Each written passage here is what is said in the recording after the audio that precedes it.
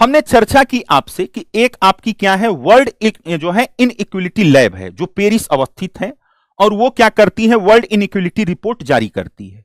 2026 में जो उसका नया रिपोर्ट आया है, उस रिपोर्ट का ये डाटा है। इस डाटा को अगर आप देखोगे तो जो बॉटम के 50% लोग हैं भारत के, जो बॉटम के क्या है 50% लोग हैं, इनका जो शेयर है नेशनल इनकम में ये केवल 15% है। कितना? केवल 15%। और जो टॉप के 10% हैं, इनका शेयर जो है ये 57.7% है।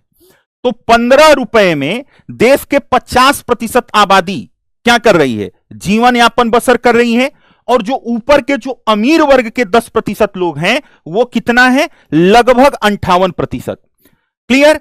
और इसके बाद जो टॉप 1% है, जो सबसे ऊपर का 1%, जो अमीर वर्ग है, जिसको प्रभु वर्ग कहा जाता है, इसके पास अकेले राष्ट्रीय आय का कितना हिस्सा है, 22.6%। बात समझ रहे हो, 22.6%। अब इस आंकड़े को अगर आप देखेंगे और इस आंकड़े की गंभीरता को या इसकी भयावहता पर विचार करेंगे तो आपका दिल दहल जाएगा। कितनी बड़ी क्या है, आर्थिक विषमता है। ये आर्थिक विषमता जो है ये क्या करती है, सामाजिक असंतोष को जन्म देती है। इससे सामाजिक संघर्ष क्या हो सकता है, पैदा हो सकता है। राष्ट्र के अंदर इससे क्या होती है, अस्थिरता आती है।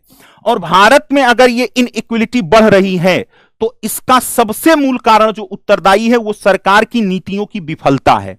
हमने आपको पहले भी बताया था कि मिश्रित अर्थव्यवस्था में राज्य का या सरकार का काम यह होता है कि वह यह बात सुनिश्चित करे कि जो राष्ट्रीय संसाधन है उस राष्ट्रीय संसाधनों का समानता पूर्वक क्या हो, वितरण हो। लेकिन यहां पर यह रिपोर्ट यह बताती है कि सरकार राष्ट्रीय संसाधनों के समानता पूर्वक वितरण करने में क्या रही है, विफल रही है।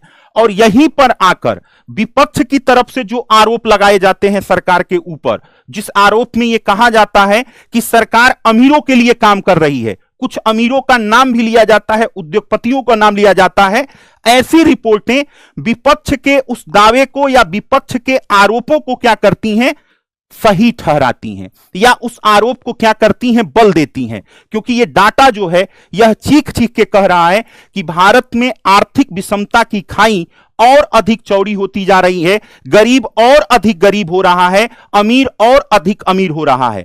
जबकि इसी रिपोर्ट का निष्कर्ष यह भी कहता है कि मिडिल वर्ग, जो अब तक का क्या था, मध्यम आय का वर्ग, जो सरकार का सबसे बड़ा समर्थक वर्ग माना जाता था, यह रिपोर्ट यह बताती है कि उसकी आय भी क्या है, यहां पर सिकुड़ी है और उसका जीवन स्तर भी क्या हुआ है, दुभर हुआ है। अब सोचना आपको है कि इस विषमता जो है, आय की विषमता जो है, इस विषमता से निपटने के लिए सरकार को क्या करना चाहिए।